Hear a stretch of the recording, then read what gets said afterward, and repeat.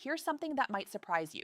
Most men have been getting intimacy completely wrong for years, and nobody ever told them. You see, many guys assume that passion in the bedroom is all about speed and intensity, going harder, going faster, like they've seen in movies or read about online. But here's the truth: how you connect physically with your partner has everything to do with whether she's genuinely enjoying the experience or just waiting for it to end. Get this wrong, and you risk creating distance or discomfort. Get it right, and you build the kind of connection that keeps her wanting more time together, feeling closer to you emotionally and physically. And that's exactly what I'm here to help you understand today. I'm Dr. Narita, and I've spent the last 12 years working in men's health, helping thousands of men rebuild confidence, restore intimacy, and create deeper connections with their partners. And today, I'm going to walk you through the most misunderstood aspects of physical intimacy, the things nobody teaches you, but that make all the difference. Here's what we're covering today. First, why starting slow isn't just polite, it's actually biologically necessary for her body to respond and enjoy what's happening. Then, the specific approach that amplifies pleasure for both of you, including the one element 99% of men completely overlook. And finally, how being present and attentive transforms you from just another guy into someone she genuinely looks forward to being intimate with. Most men spend decades repeating the same patterns because nobody ever explained how female biology actually works during intimacy. So let's change that right now. Before we go any further, if you're finding this helpful, do me a favor. Hit that like button. Drop a comment below telling me where you're watching from and subscribe so you don't miss the rest of this series. Trust me, what's coming next might completely change how you think about intimacy. Mistake number one: starting too intense too quickly. Let's talk about the single biggest mistake men make when it comes to physical intimacy. Starting too hard and too deep right from the very beginning. If you're like most guys, you've probably seen intimate scenes in movies or online where things escalate immediately. Penetration happens, and suddenly it's aggressive, fast, and intense. And you might assume that's what women want because that's what gets portrayed everywhere. But here's what's actually happening in her body that makes this approach not just ineffective, but uncomfortable. Women's bodies take significantly more time to warm up than yours does during arousal. This isn't opinion, it's pure biology. During arousal, the vaginal opening actually expands to accommodate deeper penetration comfortably. But this doesn't happen instantly. It takes time, blood flow increases, the vaginal canal lengthens, natural lubrication increases, the muscles relax. This is a process, not a switch that flips the second intimacy starts. So, when you begin with hard, deep intensity immediately before her body has had the time to fully respond, it's almost guaranteed to be uncomfortable or even painful for her.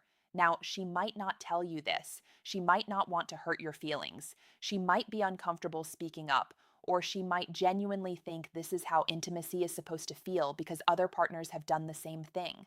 But regardless of whether she says anything, you need to understand that biologically her body isn't ready for that intensity yet. Starting slow gives her body the time it needs to relax and fully open up. And when you do eventually build a deeper, more intense connection, it feels incredible for her instead of painful. This isn't about being timid or hesitant. It's about understanding how arousal works in the female body and adjusting your approach accordingly. Slow doesn't mean boring, it means strategic. Think of it this way: you wouldn't try to sprint a marathon right from the starting line. You pace yourself, you build momentum. Intimacy works the same way. Technique number two: the power of teasing and anticipation. The second technique that changes everything is teasing, and this applies specifically to the rhythm of your physical connection, not just foreplay. Teasing is about strategically varying intensity to amplify her pleasure through anticipation and craving. And here's the psychology behind why this works so powerfully. When she's experiencing intense pleasure during intimacy, her body adapts to that level of stimulation. Those feelings build as she goes deeper into the experience. But when you temporarily pull back on that intensity, when you press pause for just a moment, you're creating a contrast that makes her want it even more.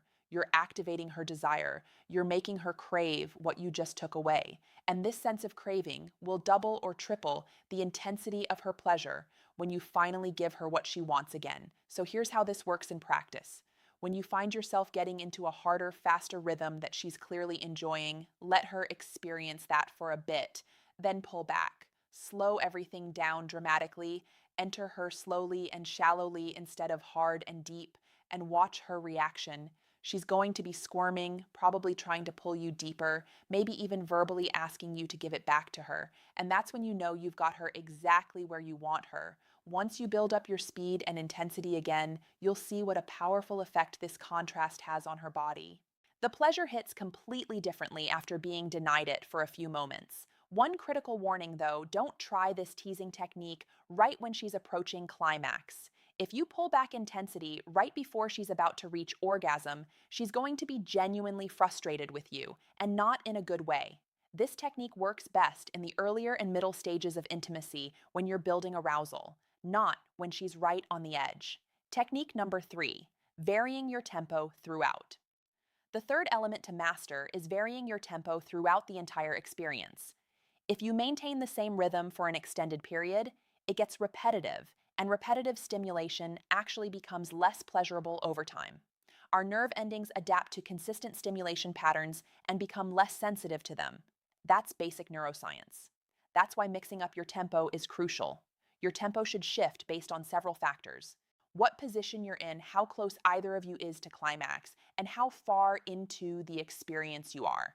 If you're early in the experience, facing each other, kissing, connecting, you can go slower and savor the intimacy.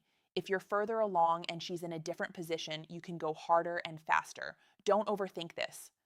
The point isn't to follow some rigid formula. It's to create natural variation so that her body stays responsive and engaged rather than adapting to one consistent rhythm. As long as you're varying tempo based on the moment and what feels right, both of you will enjoy the experience significantly more. Quick pause here before I get to technique number 4. Let me tell you about something that's going to save you from making embarrassing mistakes when it comes to oral intimacy.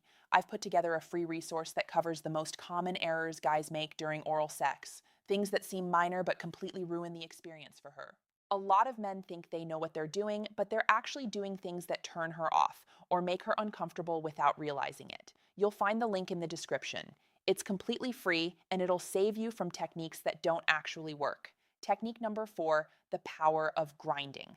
The 99% miss this.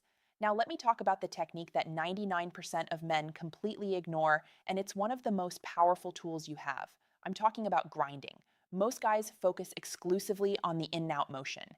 And yes, that stimulates her internal nerve endings, but it completely misses the most pleasure sensitive part of female anatomy, the clitoris. When you grind into her, holding her body against yours, pressing your body firmly against hers, and keeping her close, you have the ability to apply pressure to her outer anatomy and clitoris.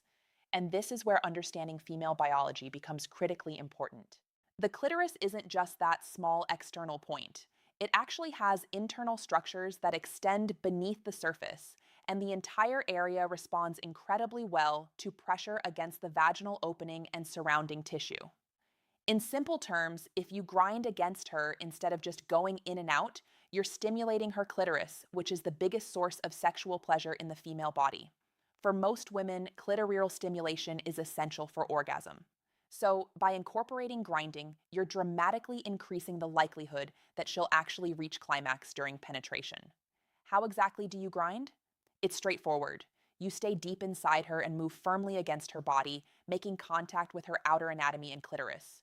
This isn't aggressive or rough, it's controlled pressure. Some positions, like missionary, make grinding much easier to execute.